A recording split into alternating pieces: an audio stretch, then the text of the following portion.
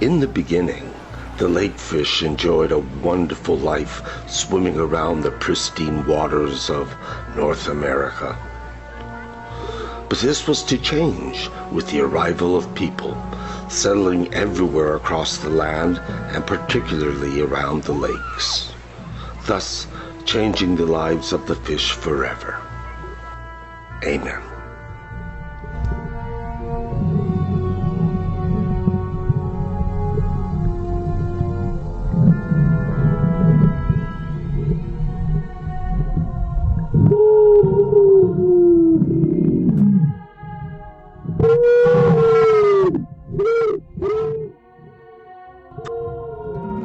Hello there. Welcome to my fishy friends. Now, I've been friends with the wild fish in a few of the lakes in the Laurentians for the last 10 years. And I have a collection of smallmouth bass and sunfish who are all just tremendously friendly, and they swim with me and I feed them, and it's just quite a marvelous relationship. And a whole number of people found out about it, and some people were so bold as to say that they were going to catch those fish and eat them. So on certain days, one couldn't help but worry that they might have been caught, and that would be the end of the relationship. But I had a good friend there who was every day at the beach like we were. Hello, Algis. It's amazing that you've been coming here for years to see your friends, the fish. They wait for you all winter, and in springtime you call them, they show up, you cuddle them, you pet them, you give them love. You can even hold them in your hands, so it's quite incredible that, and it's a great lesson for the people around here to realize that we're in communion with nature, and that nature is a part of us and we're a part of nature too. So I really admire everything you do. Bless you, Algis, for the fish. Thank you so much. Bye bye. Beautiful.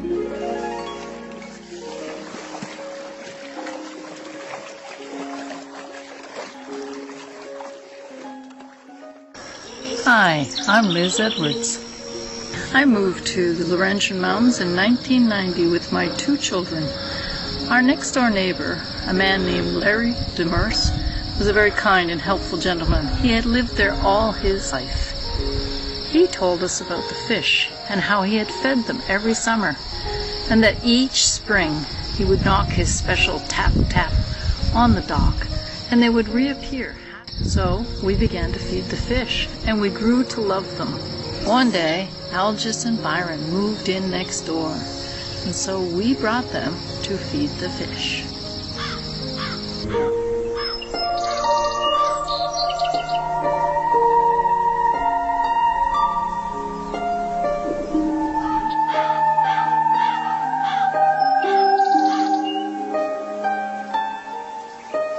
This video is dedicated to my partner, Byron Ayanoglu, who was a real aquatic. He was the #1 swimmer no matter where we traveled to, and people would say you could set your clock by his swimming. It's because of him and several years in the Laurentians around St. Adèle, Val David, and St. Agathe, I became friends with the local fish, which were primarily smallmouth bass and sunfish, besides the horrifying catfish. And it's these fish that became our only children, and this is their story.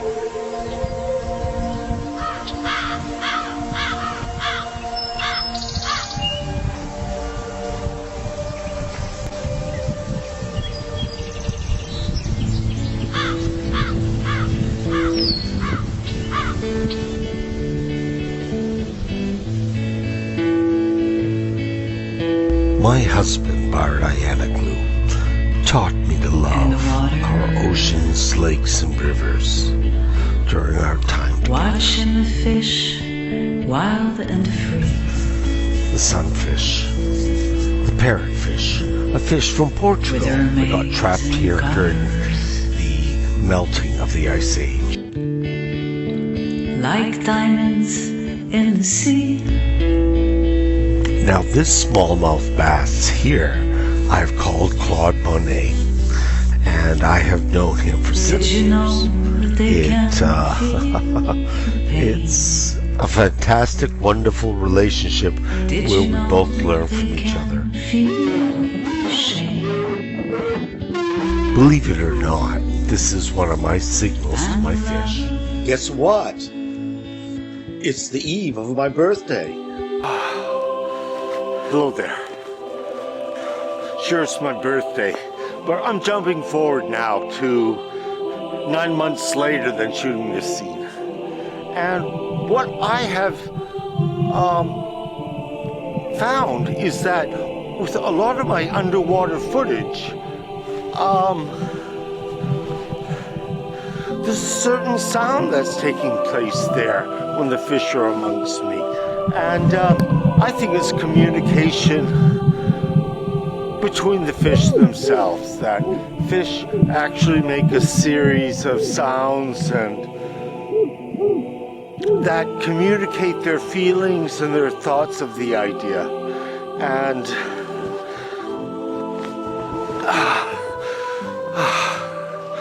you know, I think this is a relevant piece of information to the fish that nobody understands. Fish can communicate and have feelings and understand a lot more things than we give them credit for, and therefore we should be a lot kinder to them and friendlier. And with that said, you know, I hope the best for the sunfish, because it's these fish that I first encountered these sounds when I became friends with them at the start, and it just continued as I watched the footage, this strange sound in the underwater camera, and now I do suspect there is communication between fish with a series of sounds and pulses and whatever. And I find that pretty amazing. Along the way, I decided I wanted to do something extra, so I decided to have the fish allow me to touch them before I actually fed them. And that worked out pretty well, and then soon after, I decided to imitate my friend Larry Demers and make a beat when I fed the fish, something that I could repeat over time. And that beat was the hockey beat, which was dun dun dun dun dun dun dun dun dun dun dun dun dun. So I did that, and I didn't think much of it, but I did it for a couple of summers, and then I moved back to Montreal and didn't go much up to the Laurentians for about 5 years, until some friends came and wanted to visit the area. So we went up there and went back to where Larry used to live, and I thought, you know, I told them I used to be friends with the wild fish here, and they didn't quite believe me, but I decided for, again, the halibut, that I would bang some rocks together in that manner, which I had, and see what happened. And miraculously, within a couple minutes, 2 bass about this size showed up and immediately caught eyes with me. And I couldn't believe it. You know, fish have a 5-year memory. So it started me all doing something with fish all over the world and in a variety of places. And I just think that's such a good thing.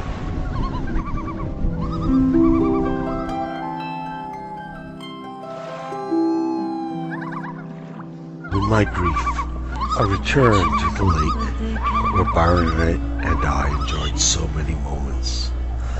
Life is different here. It's almost relaxing. One searches for answers, but the answers are too plentiful.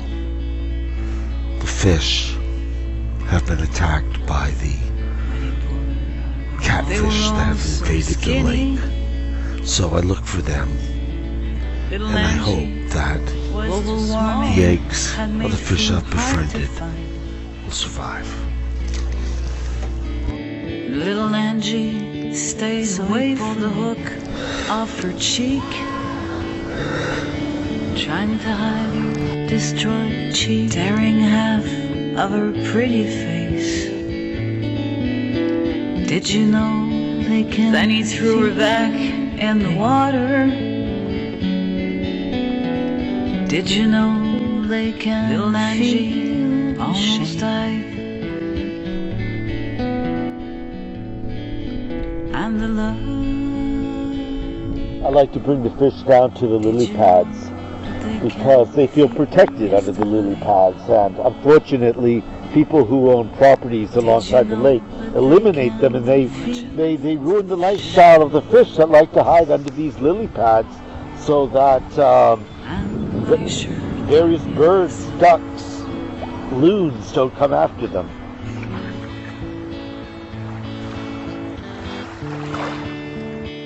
Even if you're tiny and small, you might have the greatest heart of all. All of life comes from the water. There are water gods everywhere, from India to Thailand to Middle East, Northern Ireland to South America, to even here among our natives. Signs of waves and fish can be found. And the love.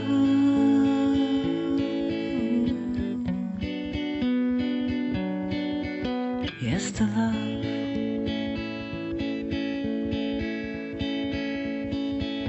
From watching my friends to fish,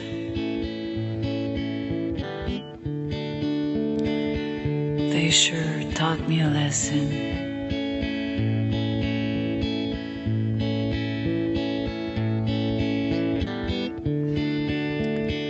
Even if you're tiny and small,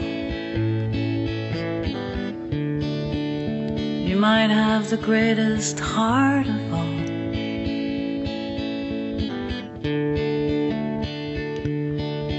You can feel.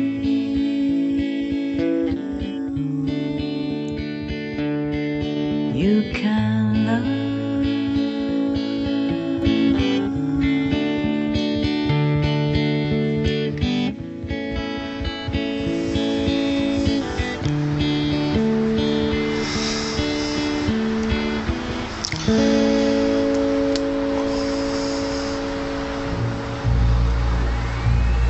When you're underwater in a lake trying to take pictures of fish, you're not allowed to touch anything. If you stir against any plant or the bottom of the lake or a big rock in the lake, it will just fill the whole area immediately with tons of filament and making it unsightly to even try to photograph it. So many of the pictures you take, you have to kind of jettison yourself off a little bit safely and see where the fish are and just slowly glide in. Take as many pictures as you can without disturbing anything, and the rule of thumb for me is about 350 pictures gets you 1, 2, or 3. I've never gotten more than that. It's so frustrating. Here in the deep, the catfish are on the prowl. They're looking for their lunch, brunch, and dinner. And there is a variety of them. I think there's 2 or 3 different species. And they are formidable predator. Yes, the catfish. What are we gonna do? The catfish is gonna eat us. Catfish is gonna eat us. The catfish is gonna eat us. What are we gonna do? Hey, water, get everyone out of the shallow area of the lake. Here is a wonderful sunfish nest. This is where they lay their eggs, and they're configured in a manner that all others copy. A lot of gray rocks and a few white rocks. Now this whole story would have never occurred if it wasn't for Liz Edwards, who's going here to make her homage to the lake. She taught me how to feed fish, and I just expanded it from there. Her ideas of water as a sentient being to herself is such an alien abstraction, but I believe there's some truth to it. So once she's out running on the frozen top of the lake, making sacred geometry for those that we love and we've lost, and the fish below, only makes me feel so much better that I'm involved with a person like her. Now, sacred geometry and water is one of the most amazing aspects of our planet, and it's something taken for granted.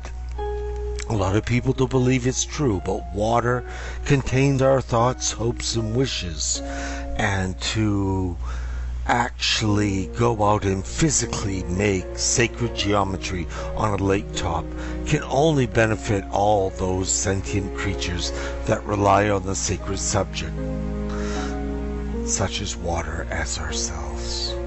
So Liz runs on and encourages me, and I have furthered her original teachings up to the point where I touch and cuddle the fish.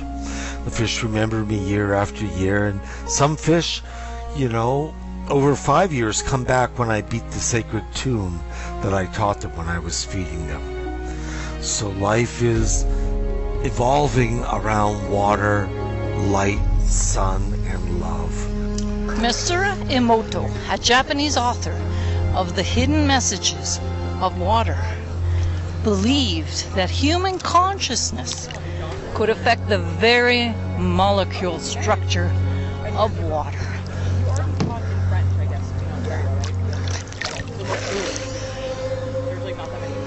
He treated different waters once. I can't hear myself because my water.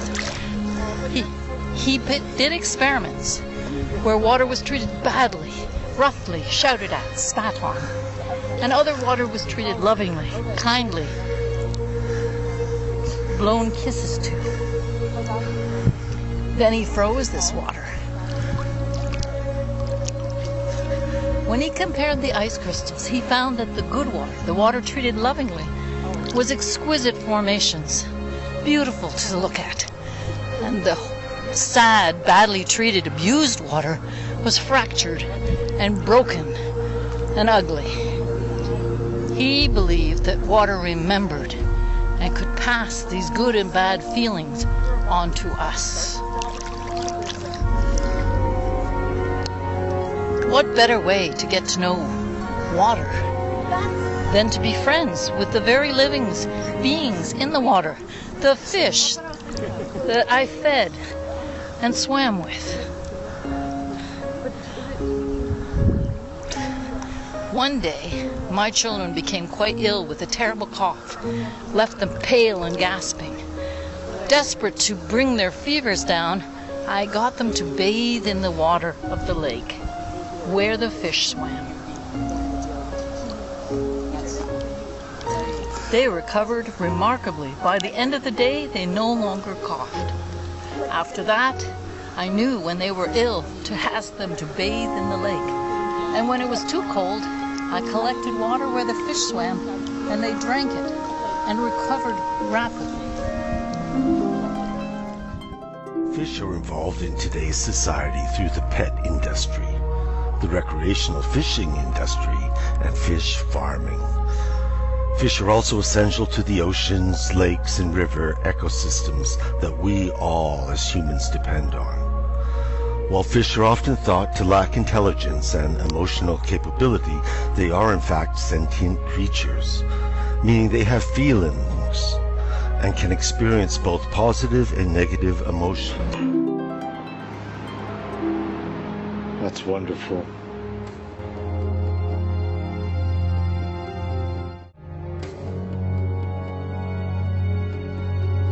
So being emotionally inclined, when the sunfish witness vast amounts of the smaller sunfish disappearing by being eaten by the catfish, they live in fear. Contrary to popular belief, fish do have great memories. Some species of fish can recognize and remember humans that give them food rewards, which I've been doing for 7 years. And the fish always recognize me. They like to catch eyes with you, and they like to come right up into your face and see you. So the fish that are friends with you can identify you, and you create a bond between each other. Fish can also remember musical tunes. One group of researchers fed their fish while playing a specific song before releasing them into the wild. 5 months later, the fish returned when the song was played at sea. Now, being friends with any kind of fish is such a beneficial, therapeutic thing for your heart, mind, and soul. And I've maintained mine with the bass and the sunfish, but the sunfish, which did come from Portugal, is a fish that grows about as big as a Volkswagen Beetle.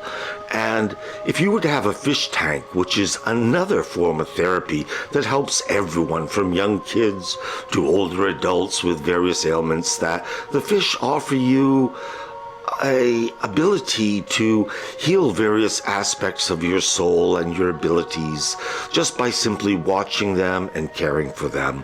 And it is probably one of the best things you can do for yourself, and is a very inexpensive hobby. So if you can't swim with the fish, you can certainly watch them here.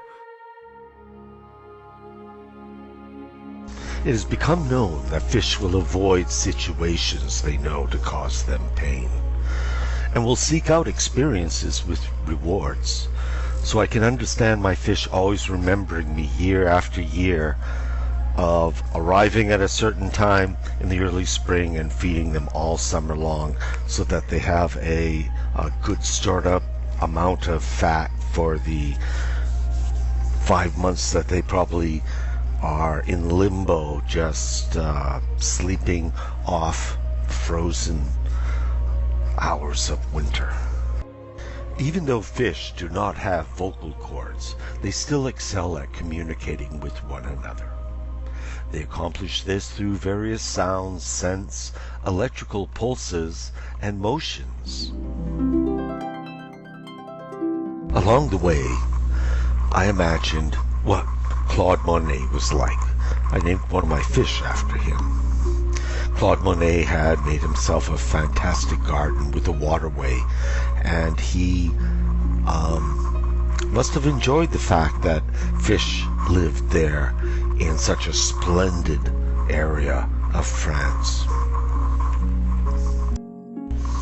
So it occurs to me occasionally that during the fall, as I am no longer swimming because the water's too cold, what do the fish think? Do they think of me? In the middle of winter, are they thinking, just in a few more months, that human will be back feeding us and caring for us? And that leaves me feeling joyous that I'm helping the greater picture of the world and delivering something to an unrecognized animal that's considered dumb, stupid, and has no feelings whatsoever, and changing that around to appreciation and love for this aquatic animal. I've noticed over the years with my fish that they have the ability to change colors depending on the camouflage needs, environmental conditions, and time of year. They also change their colors when they're being most aggressive towards other fish trying to get my attention or keep me all to themselves.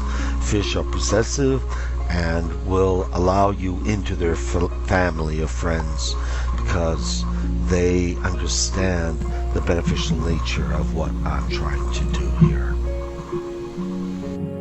So I make an imaginary situation in which Monet is painting fish in his beautiful garden in Giverny, and that he's looking at these images of fish he's painted, and that it expands both his understanding and appreciation for aquatic life, but at the same time the necessity for being beneficial to another animal that has so few rights here on this planet. During the winter months, I've noticed several people out ice fishing, and I always try to lead them astray. I always try to say, hey, yeah, you're right, this is the best place for the fish, or the best place is over there, to keep them away from mine.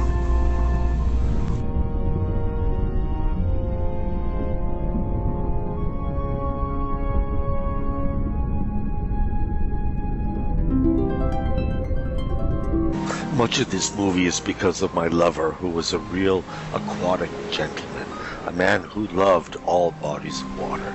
And it was through him that I found the time to become friends with the fish and to share and try to help and make their lives a little bit better because of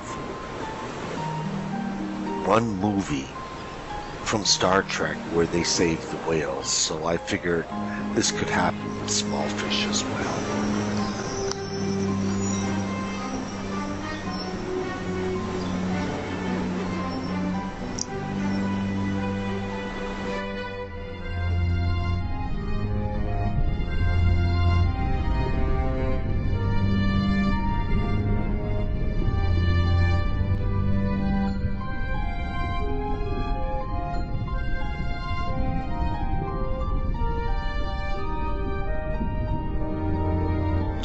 Now, the catfish is an invasive species. I don't think it really existed up in Canadian waters or rivers, but it got here via the St. Lawrence River.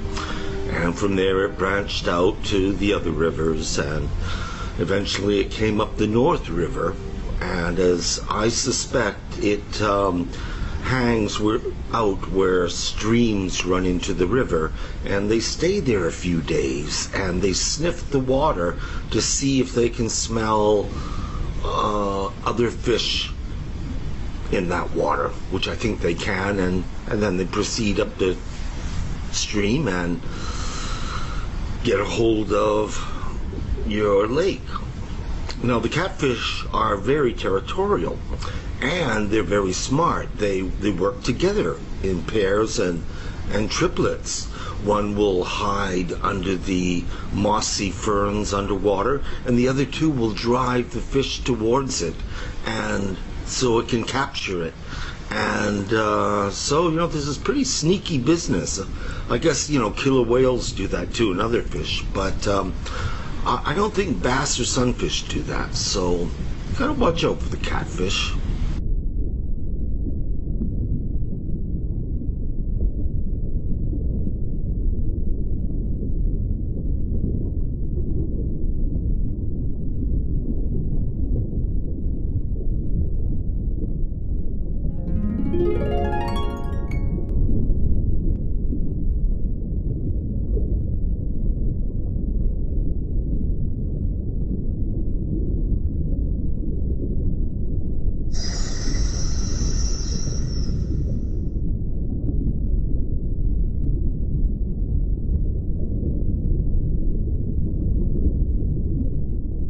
I usually don't come this time in the morning, but today I'm coming early to see if my fish are waiting.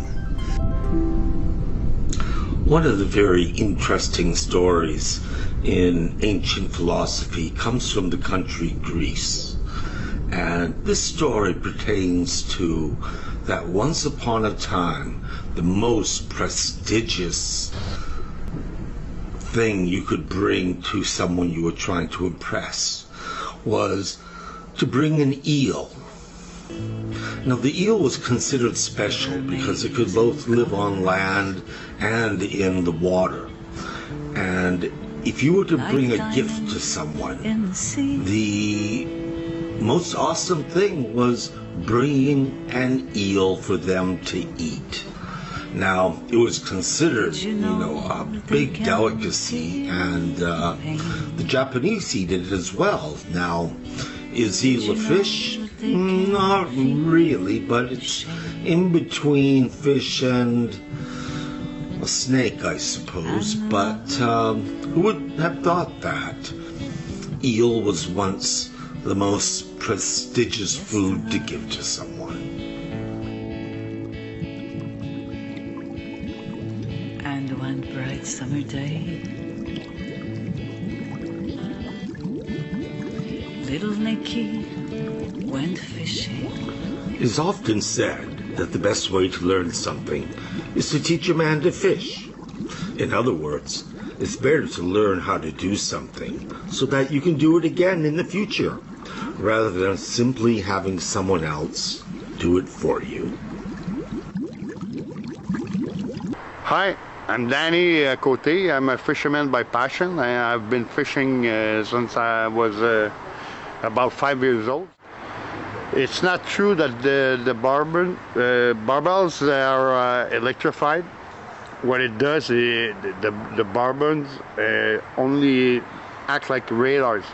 So they detect the food in the mud and the bottom of the lakes. To catch them with your hands or your feet, what you do is, it's called noodling. You put your hand in the hole and they're going to bite you. So if you do noodling with the barbu, be careful, because they can pull you in the hole and you're going to drown.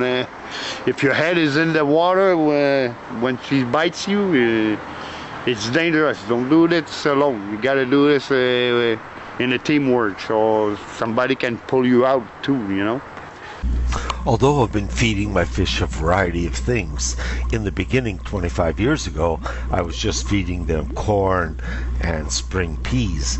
Now I've evolved to feeding them chicken wieners, chicken hot dogs, the least amount of fat and salt, and it gives them protein so that they're able to repair their bodies at a time when there isn't a superfluous amount of insects to be eaten, and fill that aspect of their food chain and life sustenance.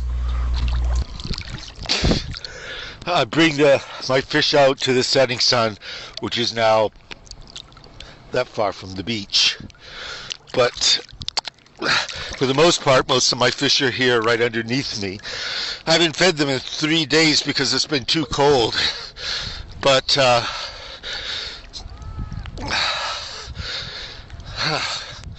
we'll take another look down there and see what feeding time looks like. They're really voracious, but I make sure I spread the food around so everybody gets enough. And bugs are in a big shortage this summer. For some reason, there are not many bugs at all. So with that said, I'm going to go back under and feed my fishy friends.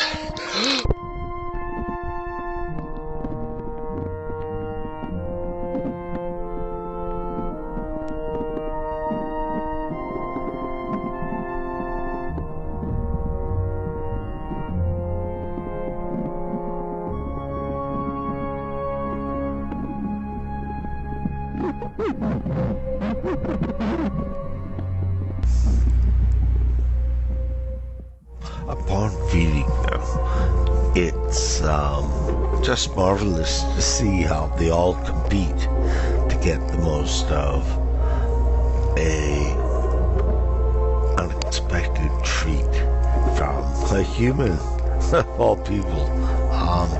But they too eat it up, and I'm so pleased and proud as a mother to have fed them to such a good extent. On top of the lake, all kinds of activities keep taking place, and people do see the fish and enjoy them, but they do not understand they are under a big attack from the catfish. And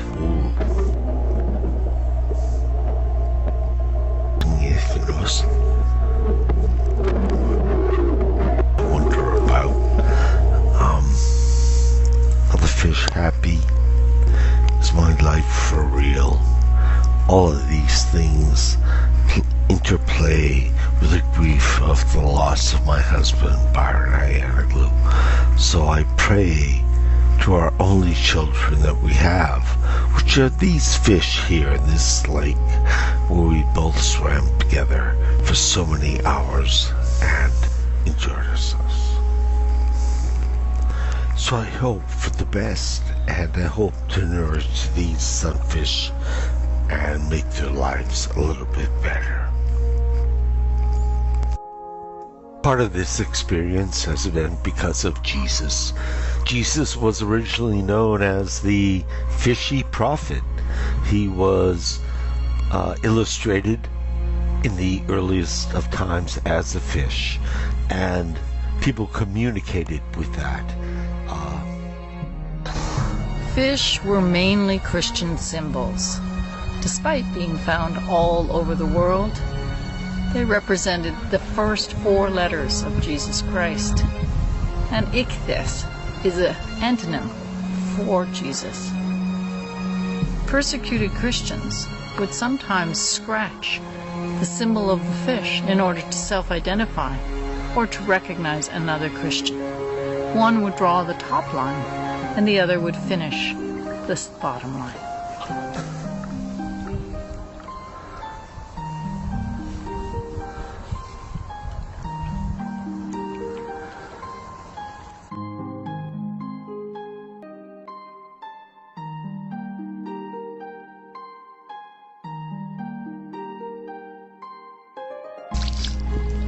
You see, what happens here is that most of the fish that exist here in Lac Round have been bought by the city from a few companies that grow fish to sell to townships for their lake. So anyways, these townships grow a variety of fish, trout, bass, and they sell them to the cities, the towns, so they can stock their lake with these fish. But what happens is these fish know nothing about the reality of living in a lake. They grew up in a small dugout, circular trench, and have been fed daily. And there's nothing to question about a life like that. There's no rock formations underwater or plants. So when they get dumped into a lake like this, they just freak out. They don't know what to do. Where's the food? What do you eat? I mean, it's really a pitiful, horrific scenario for the fish themselves. So I spot them and get them to join my club, and I feed them. I primarily was feeding the sunfish to get them big enough so the catfish could not eat them, because the catfish is primarily the diet of the catfish is the sunfish, and that is the blue catfish and the channel catfish that are plentiful all over North America. But it's a pretty scary situation to be let off into this foreign place with other fish that you don't know of, and plants and rocks and people. Because the sunfish is primarily the diet of the catfish, I've noticed over the last several years that the brightly colored, tropical-looking sunfish is changing colors. I think somehow they understand that their brilliant hues are what's causing them to be seen so easily by the catfish and eaten. I've seen whole coves of small sunfish completely devoid of sunfish because the catfish is so formidable. So I see the style and manner of the sunfish has changed. The colors have changed, and they tend to be hanging out in deeper water where the catfish does not hang out. And this is their key to survival, besides their colors changing from brilliant to more bland and commonplace like the other fish in the lake.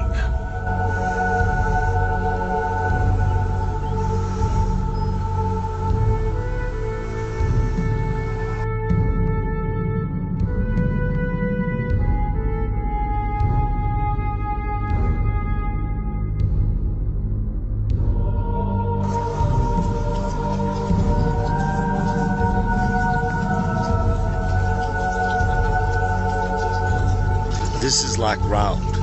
Not only do we have a problem with catfish, but someone put their goldfish in here. And, a few goldfish in this lake, and 5 years later, there were like 100 red carp, that had taken over the lake. But they're not as troublesome as the catfish is. I mean, the catfish is a real diligent predator. And it not only hunts during the day, but it also hunts during the night. And what a horrible way to go as a sunfish, that you're sleeping there at night and all of a sudden, because of its electromagnetic whiskers, it tunes into you like some science fiction scenario, and that's the end of your world. So I'm all for the sunfish. Viva la sunfish!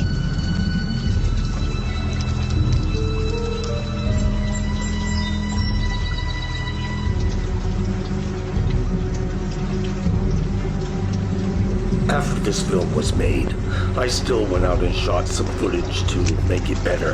And I went out without my stereotypical purple or yellow swim shirt.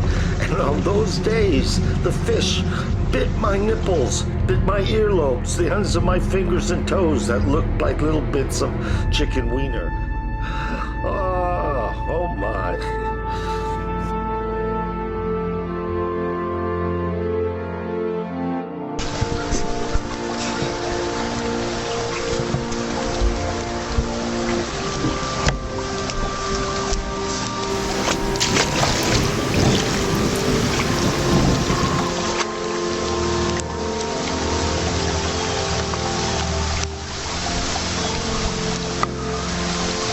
So I want to tell you about another extraordinary thing about the sunfish. Is that they're known as the kissing fish. That if you become familiar with them, they will swim around you, and if you have any extruding moles or skin tags, they will bite them off cleanly, and they won't even bleed, as I have found myself. So, why spend money at the dermatologists when you can buy some chicken hot dogs, chop them up in little bits, go to where the sunfish are, and have your body manicured.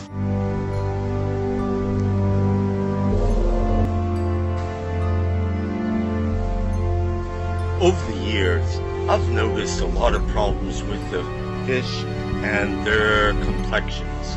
I've noticed there's a lot of sores and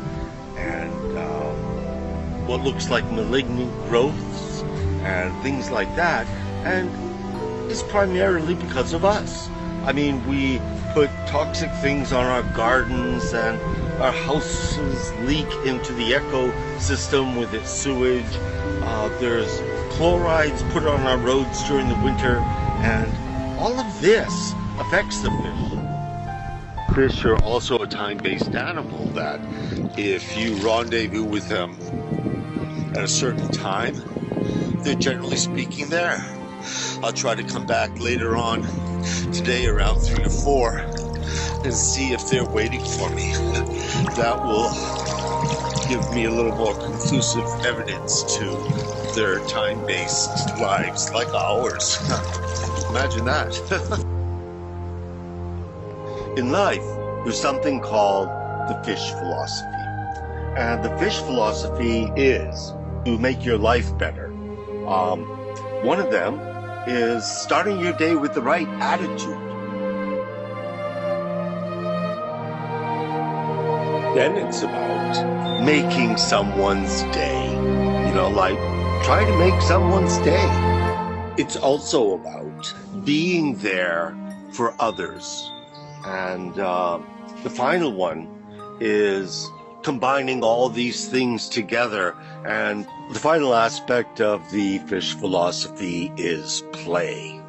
You should play and have a good time. Life is short, and life is so much better if you practice it. So with that said, yeah, fish philosophy is the one for me. Thank you. I've been interested in water, fish, and theology since I was a young boy, 55 years ago. And it all started from watching a variety of television shows.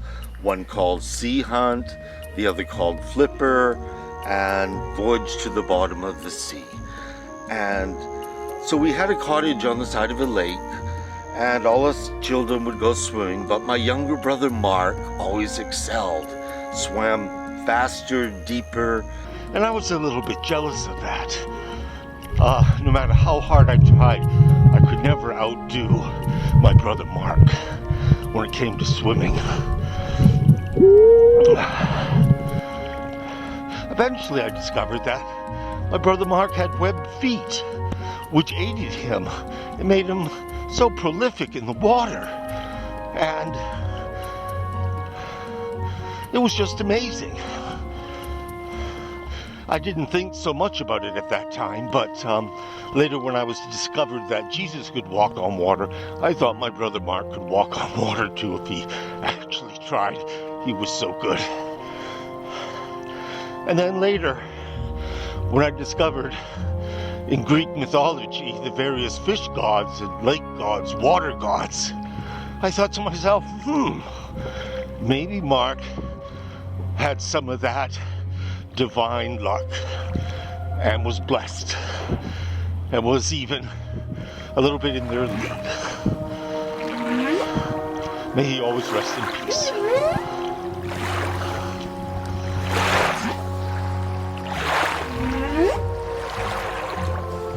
Eventually, I discovered there were a variety of sea gods in Greece, and you might recognize some of them.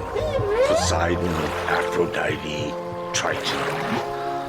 Quite amazing, the collection of their sea gods. So having discovered these water gods from Greece, it always made me wonder, was my brother Mark somehow connected to them? And was he truly a special person? Larry believed he'd been reincarnated. He believed in reincarnation. He had had a past life in Egypt and knew so much about all the Egyptian gods and the mystic principles behind their belief system. He also knew about the fish god, Dagon. So, the Hebrew word for fish is dag-dag, which might have been the foundation of Dagon's name. He was seen as a half of a man and a half of a fish. The priests of the Dagon used to wear a hat that resembled the open mouth of the fish, and to this day, that is what the Pope's hat looks like, an open mouth of a fish. So this is how the impact of Dagon influenced all of us in all of our higher religions.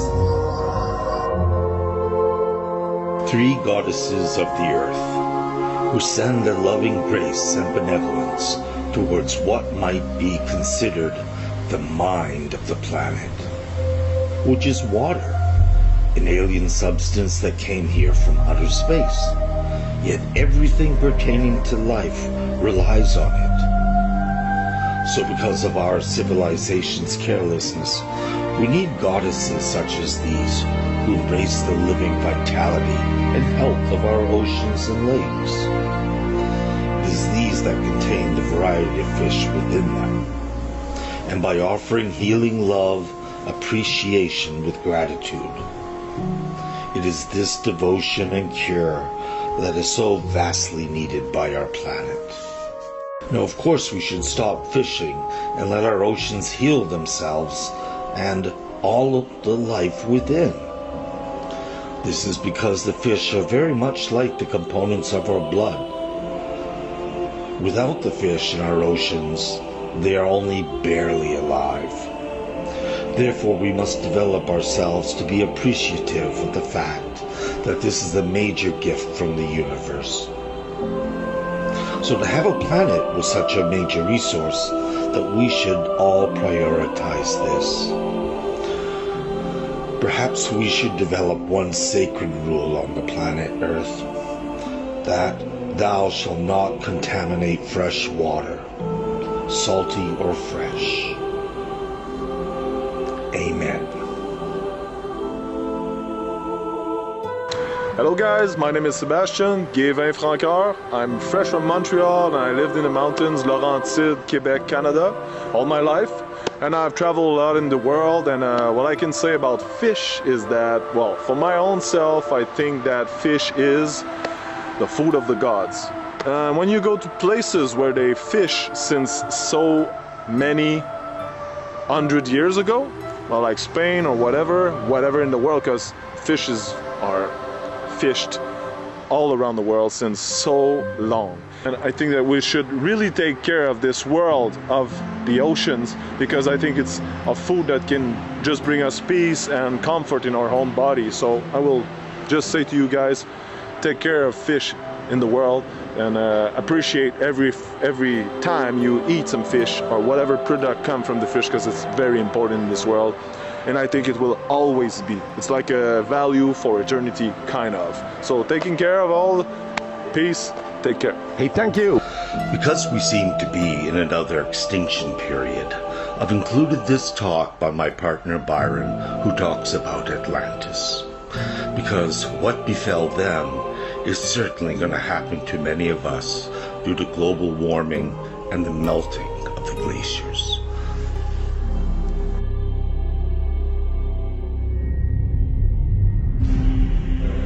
Και έτσι χάθηκε η Ατλάντιδα, όπως έγραψε ο Πλάτων. And so, this is how Atlantis was lost, as Plato wrote. Such was the vast power which Poseidon settled in the lost island of Atlantis, that for many generations the Atlanteans, grateful to the god whose seed they were, united gentleness with wisdom in the various chances of life and in their relations with one another. They despised everything but virtue, caring little for their present state of life and thinking lightly of the possession of gold and other property, which seemed only a burden to them. But when the divine portion began to fade away and human nature got the upper hand, they turned to behaving unseemly and no longer espoused virtue, honoring instead the meaningless, two-headed pursuit of wealth and vainglorious power. Zeus, the god of gods who rules according to law and is able to see into such things, perceiving that an honorable race was in a woeful plight, decided to inflict punishment on them. He summoned violent earthquakes and floods, and in a single day and night of misfortune, all your warlike men in a body sank into the earth, and the island of Atlantis in like manner disappeared in the depths of the sea. It's always exciting down here because you never know what you're going to find. Today, I found 3 people fishing in this pond where it's illegal. So I had to tell on them, because if you just look over there, you'll see my fish are just swimming about waiting for me, you know. And today I got the good stuff. I have pure pork sausage that I'm going to feed them, which I have to do very carefully because the guard doesn't want me to really feed these fish, but I feel I have to because the fish are undergoing such a big crisis at this time. This is where my fish hang out, down here, and I've been friends with them for 5 years. They've come back, you know, every year for 5 years, and it's quite amusing.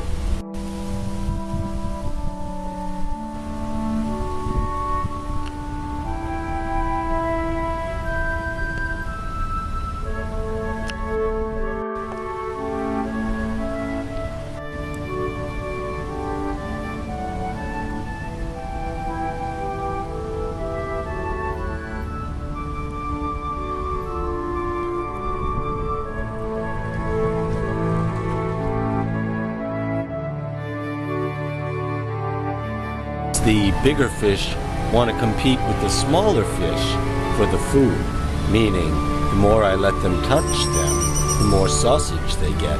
And they do. On occasion, you know, they really let me rub their whole body.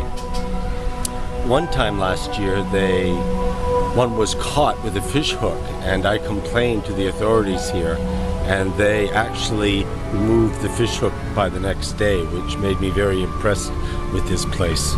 So it's a little bit of heaven, and it's a little bit of unorthodox friendship that keeps one marveling at this place. And you might never know that fish could be so dynamic and friendly if you weren't here doing it.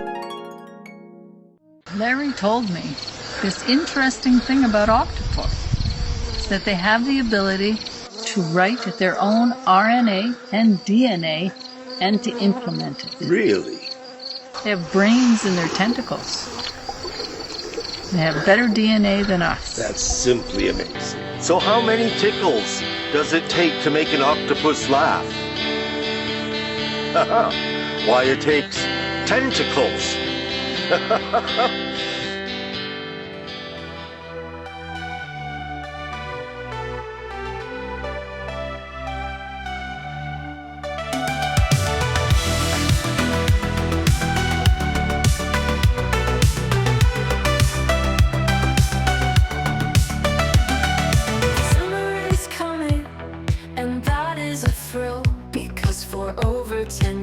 Now I've been feeding the fish.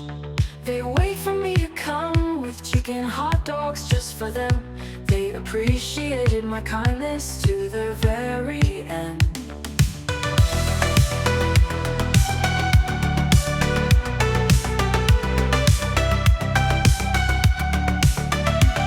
The fish must be the most abused animal on the planet. No one cares, and without them the waters will go stagnant. So think of other creatures and try to save their lives. Being a vegetarian means they will survive. Only the Lord knows how we have lost control, and all animals just die because we are just too slow. We should change our ways to make life here better. Otherwise the Lord might give us some dangerous weather.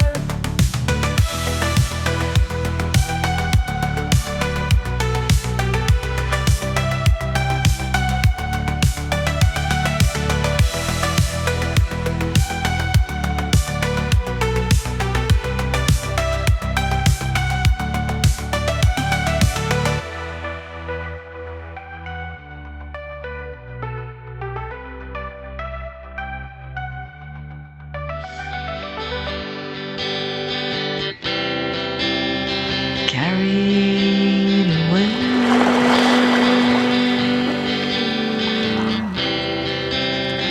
dancing in the waves.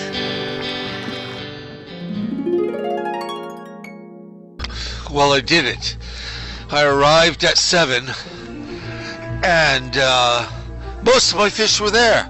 I had about 25 sunfish and 4 smallmouth bass, and they're always waiting for me, and I love them. And I am hoping that as they swim around me, they shed an electromagnetic corrective field on my body.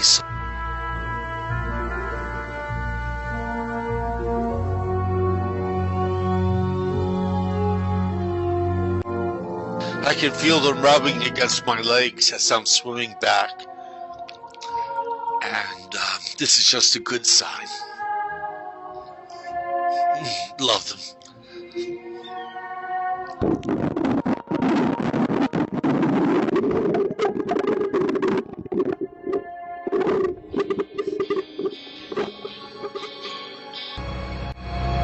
Oh my.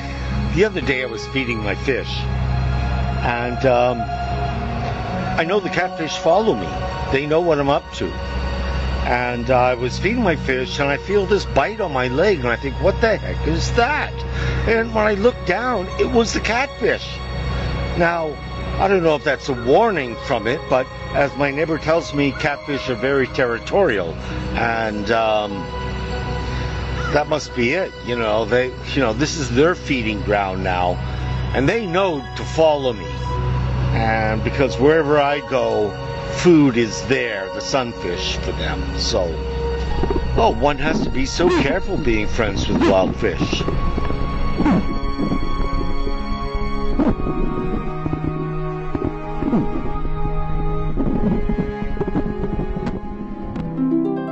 You see, with bass, even though you're the same size as the catfish, you really can't sleep.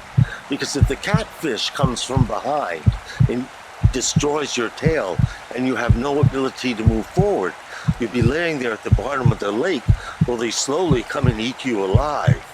A most disgusting death. The thing is, fish are sentient beings. They have feelings, they have relationships, they have memories, and they're scaredy cats.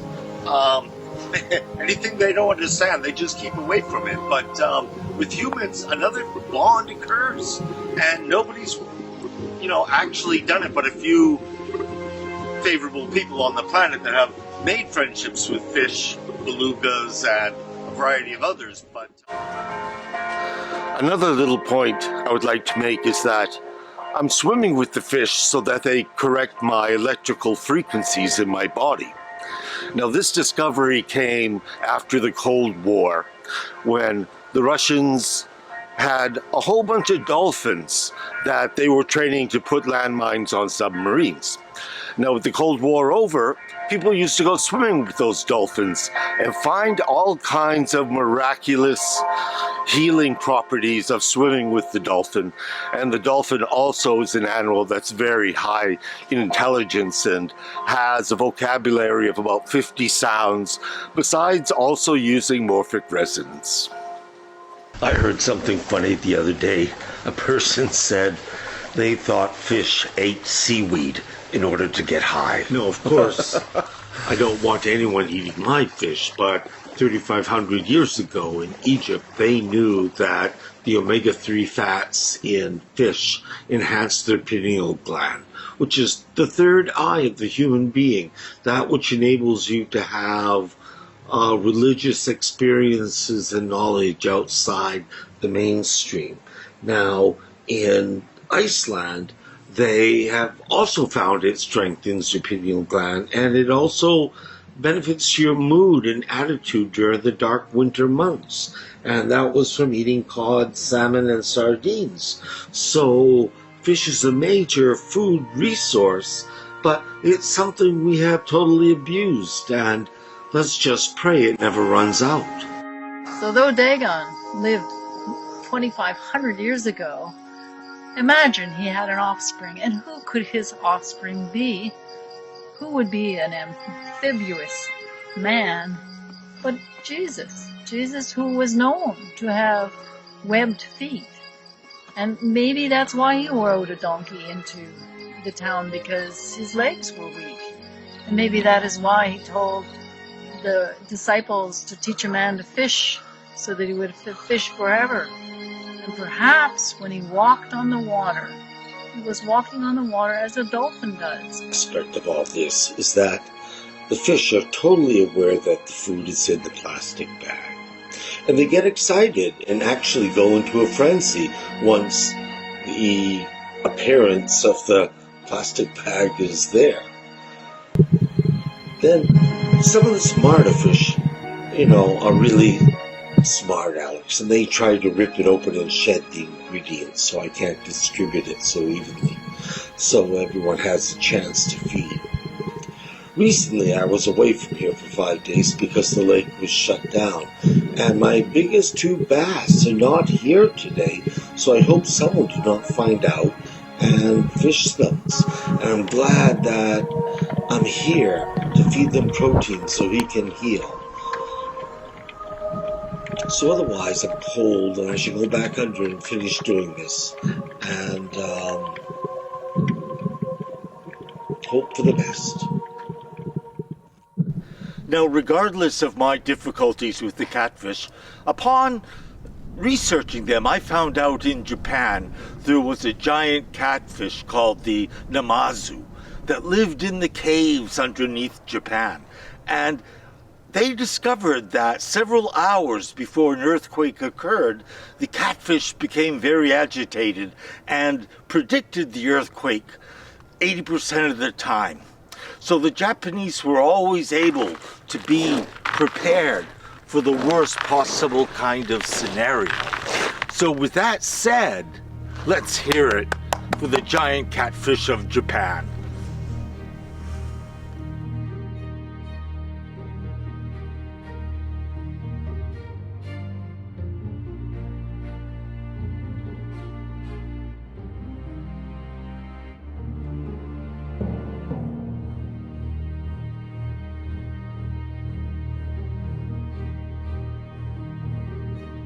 My name is Nina, and I am the mermaid of this lake. In Ukrainian, we call that a rusalka. So I'm the rusalka of this lake. Right, Eddie? Yep.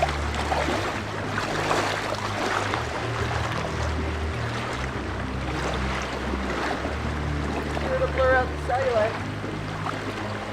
A very long time ago, when I was a little girl, my father went sailing. He liked to go sailing, and he was gone a long time, and a storm blew in, and I was very concerned, and I wished at that point that I was a mermaid, because then I could dive into the water and go and find him and do what mermaids do, which is, you know, save sailors and guide them from trouble. And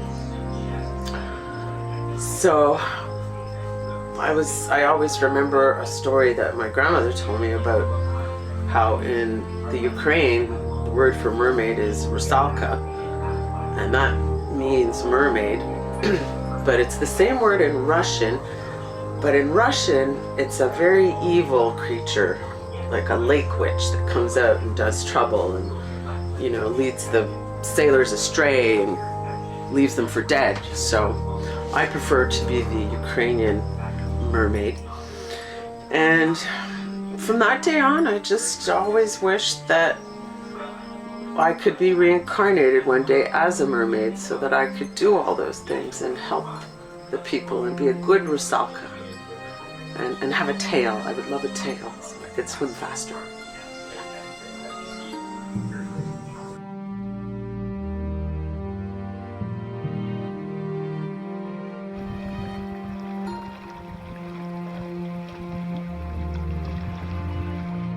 So when you're out in the ocean, what does the sea ever say to you? The sea never really says anything, but it always waves, you know, so I appreciate that. So tell me, how do mermaids send messages? Well, I know it's old-fashioned, but I still use sea mail. Where do mermaids keep their money? Well, I keep mine at the local riverbank. It's safe. All the trout go there. What kind of phone does a mermaid use? Well, it's a shell phone. A shell phone. You know, hello, hello, oh, hello. It's Neptune. What does a mermaid really not want to find at the end of the night or a long night? Semen. Another big question I get is, where do mermaids and fishermen meet? Well, online. My name is Nina and I am a mermaid. I do not have my tail right now, it's at the dry cleaner, but I am a mermaid. Where do mermaids see movies? Well, in the dive-in. Why are fish so skinny? That's because they eat other fish. And it's a hierarchy. Hey, Otis. I'm here in Vancouver and I'm almost underwater, which reminds me of a joke. What did the fish say when it hit the wall? Damn. Good. I hear you're making a movie about our friends the fish, and I just wanted to share with you some background about what they're up against in our modern world, and how they are constantly having to deal with our wastewater in filtering into their environments. Typically in freshwater environments. I read an article about how the fish are becoming slowly addicted to both our illicit drugs and our prescription drugs. Yikes. It's a funny thing with when it's diluted into their freshwater world. This is, of course, where they are getting it and loving it. You know, almost like you spend with your fish when you hold your breath. You know, those precious moments under water. There you go. So yeah, fish are an interesting gauge for what's happening with us, and what we're doing to help keep their environment a beautiful place. Yes. I'm not holding my breath now, but So I'm just curious, what things are washing down from the from our society into their society? Like, what are the substances?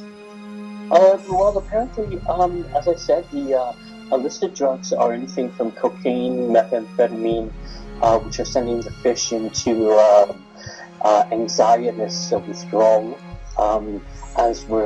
because they had there is a toxicity that we're passing on.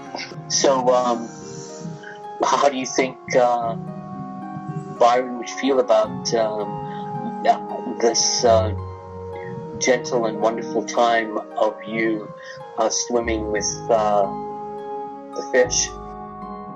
So when the springtime comes and I go to feed my fish for the first time, and the first fish I see is Claude Monet, and he gets fed, this information passes quickly to all the other fish. And this is a key information source for all animals, be it fish or bears or coyote. Morphic resonance. Maybe you're just a merman. Perhaps so. So anything else you would like to say about fish, Langley?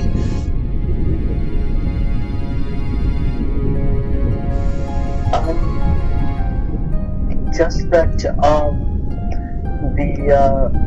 the Vietnamese believe that if you're going to eat a fish, the best part to eat is the tail, because that's where all the energy is. It's the thrust of everything that is fish.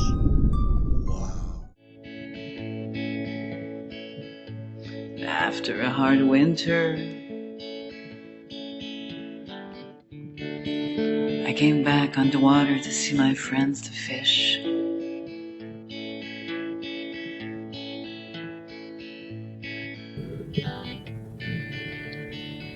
They were all so skinny. Global warming had made food hard to find. Little Angie stayed away from me, trying to hide her destroyed cheek.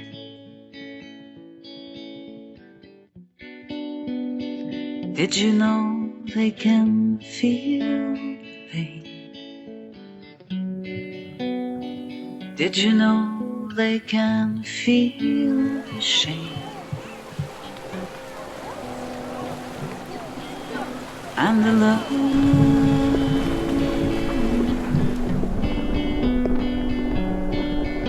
Yes, the love.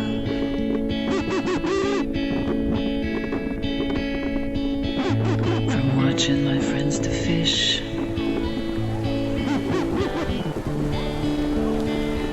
They sure taught me a lesson.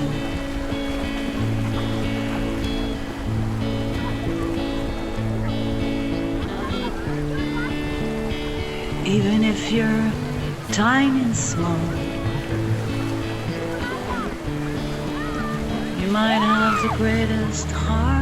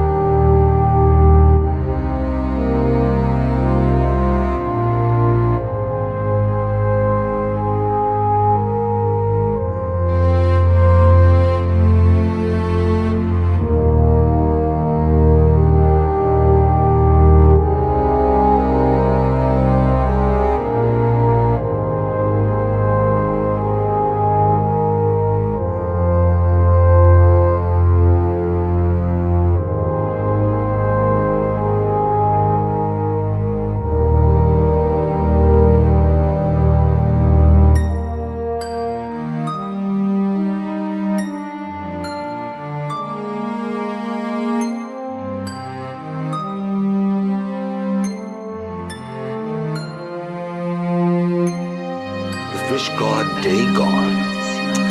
And he didn't follow God immediately, and he ran into some bad luck, and on a sailing vessel, they threw him overboard where he gets eaten by a whale. No, it wasn't a whale. It was the fish called the Ketos. But he spent 3 days and 3 nights inside the whale, and the acid inside the fish's belly turned him white. And then the fish spat him out on the beach, where he then became a very successful prophet.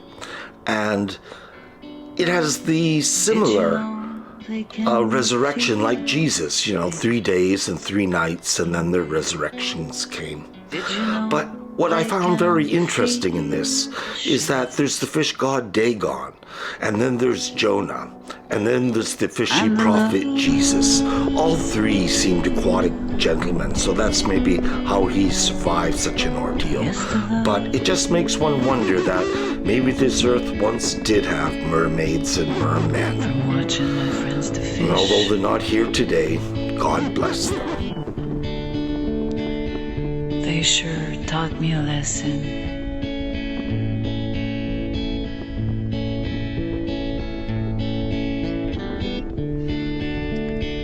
Even if you're tiny and small,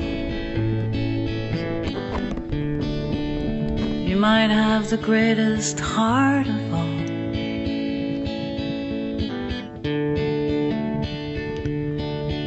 You can feel,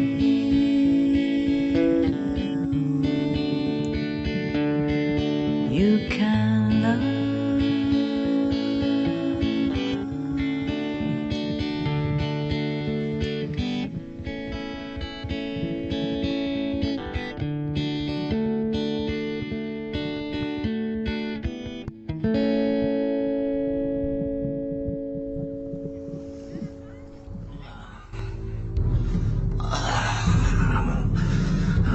always need to feed.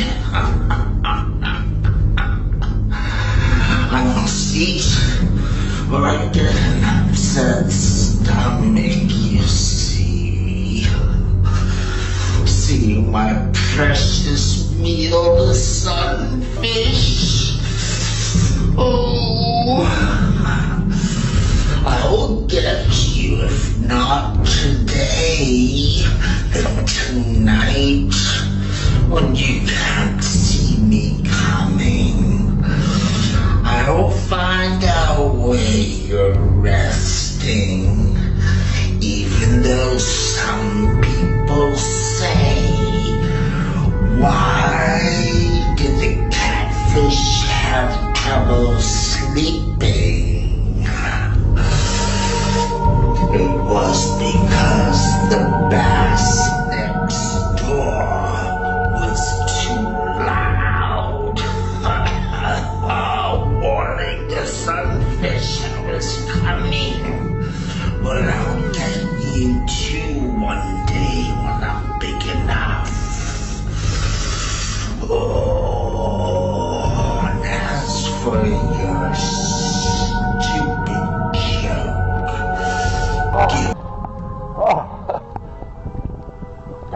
You certainly know when the fish know you, because they keep biting the same mold on my leg that they can't seem to bite off because it's not very high.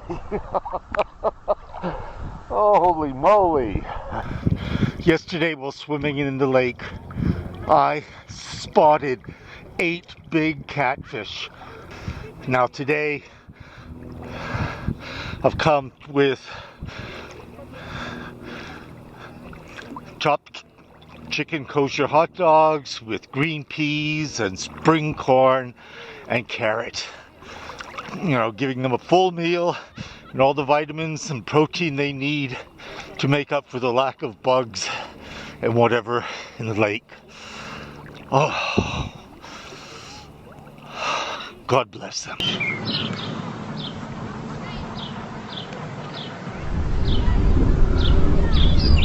Well, everybody's here. Several bass, got the sunfish, the catfish. I'm letting the catfish eat. I'm not smacking it anymore on the nose. You know, you have, the catfish is like a cat. Who can't like a cat? You know, who are we to speak or hate another species of living entity that managed to have the miracle of life here on this, catfish. The catfish is feels like it's kissing my knees. All right, more food. So I gotta go. All the lakes and rivers I swam into. Well, one thing I've noticed over the years is the fact that when you become friends with wild bass, they become possessive.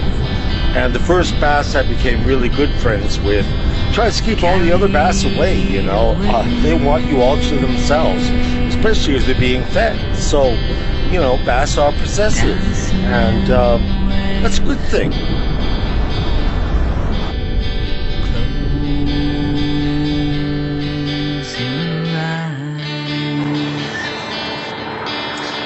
The final thing is that it's been several years that I've been collecting this video footage, and over this period of time, thousands of the sunfish have vanished from the lake. It's almost palpable that you can feel the sadness in the other fish, wondering where everyone's disappeared to if they haven't witnessed it themselves. Who knows if they'll survive, but all of life is all trying to survive. So I wish sunfish my best, and I hope the bass stand up for them and protect them, because there's no other fish that can stand up to the catfish in the lake.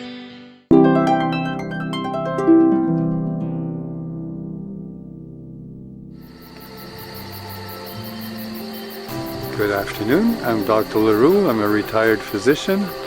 Sometimes, on occasion, people come to my office asking about clammy, sweaty, cold hands that they refer to as a fishy handshake. And obviously, most of those conditions is due to stress or anxiety, which could be hyperhidrosis, which is profuse sweating, or diabetes, or low blood pressure. But thankfully, those conditions are rare and don't happen too often. And most of the time, just being more relaxed, doing some meditation, sleeping properly, avoiding like stimulants like coffee will help in those situations. And that's about it. So hope you have a good afternoon. You take care. Well, I'm sorry. I have to apologize. I've made a big mistake. It's not the catfish that are terrifying the sunfish and eating them all. The culprit is actually the bass, whose primary diet is the sunfish. And in fish farms, they feed the bass sunfish. So all fish eat fish, and no one is to blame. And I feel sorry for treating the catfish so badly, thinking it was them. So I forgive the fish, and I forgive Mother Nature for stepping in and making accusations that were incorrect. May nature carry on as she beautifully does, and the rest of us, let's just live long and prosper and use the fish philosophy. Who would have ever believed I caught this with a magic wand? It truly is a magnificent frozen fish, composed of hundreds of other fish, uniting to make the ultimate fish. And all the lakes and rivers you'll swim into, and all the oceans where life will take you to. Well, all things change with time. People come and go, and so do the animals. Unfortunately, this year I suspect Claude Monet, Aphrodite, and Cleopatra have been caught and probably consumed. The catfish has taken over. The catfish attacks me and bites me, tells me it's his territory. Claude Monet, Aphrodite, and Cleopatra are no longer swimming with me after feeding time back to the beach. Oh. So may all these fish rest in peace. So sometimes in the winter, I come down to the lake before it snows over and the ice is still clear, and I bang my certain beat in the area where I rendezvous with my fish.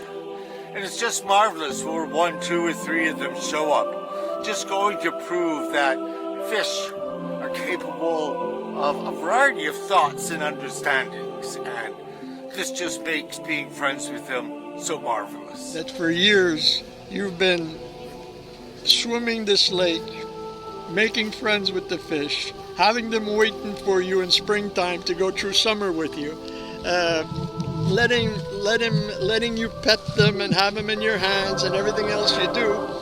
And it's just a wonderful lesson for mankind, that we can have this communion with nature, that nothing is a stranger to us. We're part of it all, and it's part of us. So bless you, brother. I just enjoy what you do.